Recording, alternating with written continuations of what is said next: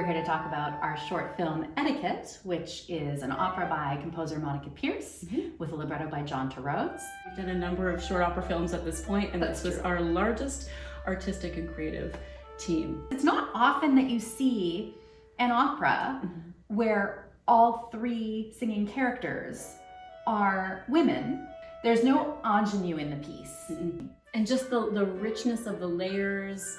And we've talked about this a lot in terms of what we love about Monica's writing and what Monica's done with John's libretto here, just how the characters are being presented and how there's so much. It's a short opera, and yet we have this richness within each character, and they're so different.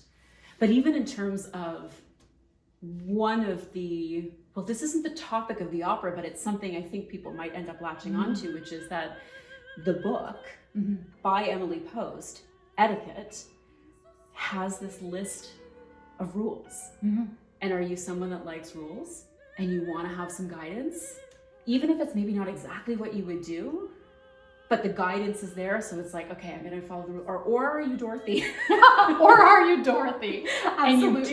you do not agree How with the dare you rules. give me a list of rules? What that book is supposed to have done was give people a way to interact in social situations, professional situations, where people might use being in group or out group against somebody. But I really think that was a huge part of her mission, was to bring people into the fold and take away some of the weapons that people can use against each other in that sort of secretive, passive-aggressive way. The book is full of just repeating the idea that you should be kind and empathetic toward people. If somebody a lot of it is so lovely. It's so lovely. There's a lot of just, if you see somebody using the wrong fork at dinner, no, you didn't. So quick shout out to a couple of the members of our team, Tara and Jodie, who are conductors on set, and were helping to keep us in line with the pre-recorded track and in line with each other, and hopefully getting things lip synced correctly so that we didn't have to do take after take or edit after edit just because we had been a little bit off in timing. So they were doing a bit of conducting and cueing so that we could also devote our energy to those really internalized performances. Our venue. Let's talk about our beautiful venue. It was perfect. It was perfect. And we looked around, we had a lot of different possible vibes, but we ended up using the local council house in Halifax. And it was awesome because there were lots of different spaces in that one main space that could be these different rooms. Tracking the sun and trying to make sure that we got things all to be completed and wrapped up while the sun sort of indicated the right time of day was, I think, probably a stressor on Tom and Claire's minds.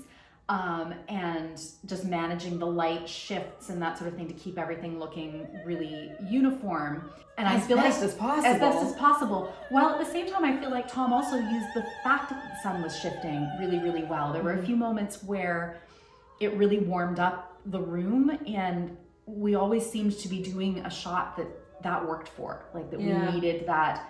We had that warmth for a flashback scene, I remember, and that was partly just beautiful use of what was actually happening with the lighting, the available light, as well as the artificial light that we had brought in.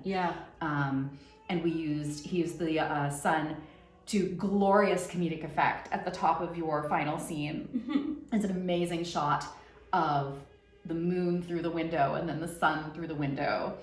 So we're excited to invite you. Etiquette on March 26th. You can get your tickets. We will link that below. Otherwise, you can find us on socials, essential_opera or Essential Opera, and our website, essentialopera.com.